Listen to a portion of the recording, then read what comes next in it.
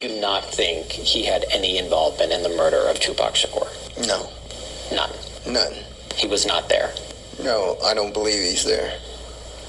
The lawyer representing the man accused of orchestrating the murder of Tupac Shakur says we shouldn't believe his client as he prepares to represent him in what's being set up as the year's biggest trial.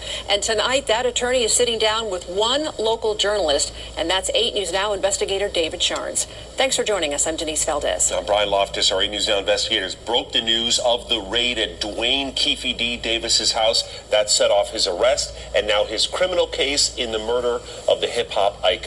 And now his attorney says don't believe him. Here's 8 News Now investigator David Charnes with the interview you will only see on 8. He's a liar, then? That the statements... I would definitely say he's a liar.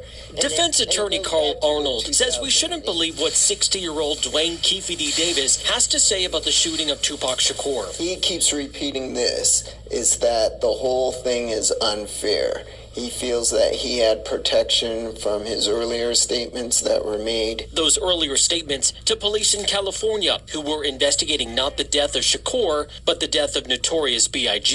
He didn't have any information but said, hey, let me try to, rehash this Tupac murder, give you some information that he heard on the streets, and he filled in the gaps as they were asking questions. Arnold says Davis lied about his alleged involvement in Shakur's murder, saying he was in the shooter's car and handed him the gun. That eventually unraveled, according to Arnold, where those private statements to police turned into public interviews, paid interviews.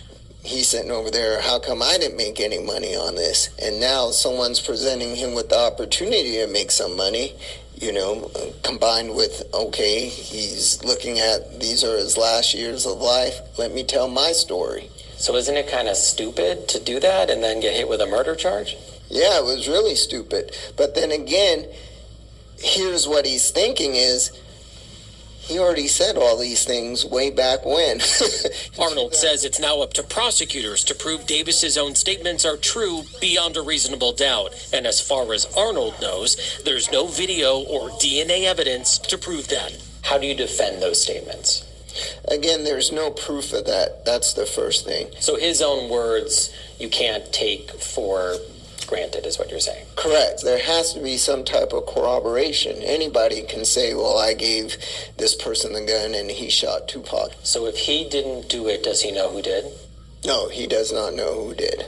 And why should we trust Keefe D now? You shouldn't trust Keefe D. You absolutely shouldn't. And that should be the thing that causes him to walk. Arnold says he plans to subpoena Suge Knight for the trial. Knight is the only living witness and was driving the car Tupac was riding in. Arnold also says another witness we could hear from, Sean P. Diddy Combs.